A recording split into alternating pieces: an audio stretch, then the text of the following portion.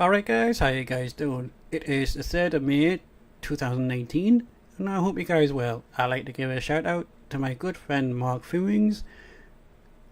I suggest you go check out his channel as well. He's really good at doing Mandela effects as well, and made him bounce ideas off each other all the time, and I suggest you go to his channel. Right, today I like to talk about the weather, stuff like that. And you've probably all heard about the cyclone that's hit India. Yeah, and you know we all know it's bad and all that stuff, but the problem with the media, it's always hyping stuff up, isn't it? You know, worse than it is. Well, would it be a shock to you that it have one every year? Yeah.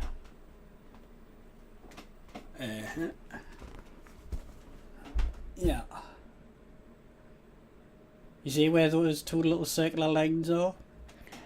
Each one of those represent a tornado, cyclone, or hurricane, or typhoon. And guess what? Look where India is. Yes. Cyclone, isn't it? Indeed. And what I can make out, and I had one every year, or two every year, which is quite unusual. But like this is,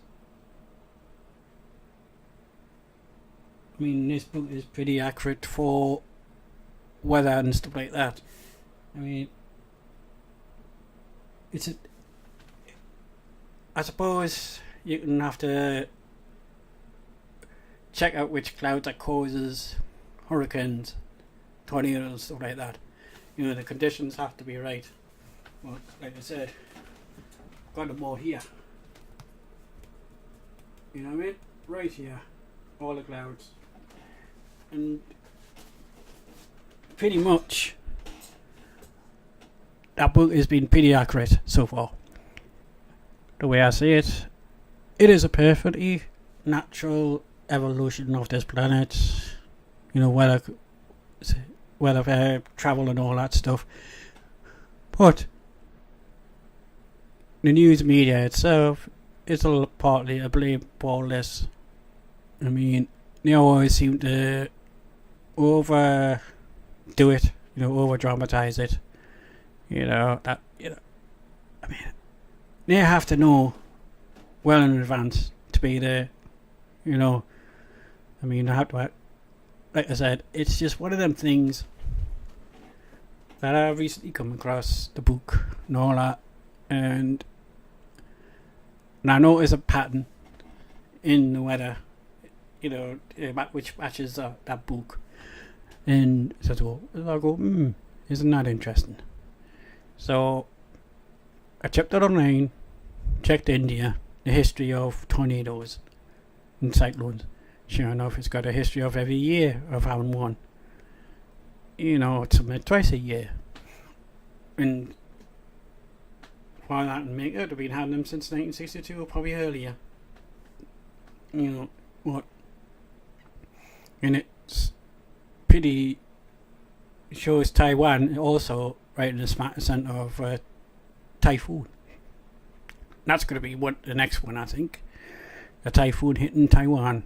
Don't know when that's going to occur, but last year I think it occurred somewhere in like March or something. March 2018, I think. But I don't recall hearing about that one. But like I said, it's just one of them random things, isn't it? Or is it random? Who knows? But the book is pretty accurate, I have to say. Tells me all the little weather patterns and stuff like that, and tells me the different type of clouds to look out for and all that stuff. I mean, it helps me to predict the weather pretty good. I don't need any electronics to do that. Just look up and see what type of cloud it is and read up on it. But the strangest thing is, I don't remember half of these clouds pre-May. Pre-February of 2018. But like I said, I've already been aware of the Mandela effect. since January, and I'm puzzled why this particular book is really accurate on weather patterns. And if that's true, that means there's no such thing as global warming or climate shifting. That book is literally proving it. You know what I mean? Of course, there's some slight variances in temperature, but that's to do with the type of cloud that's up there. Yeah, I can't remember which one it does, the greenhouse effect clouds, but there is such one. Let's just see if I can look it up.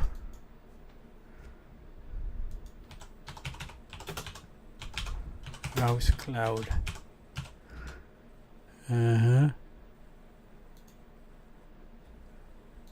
All balls.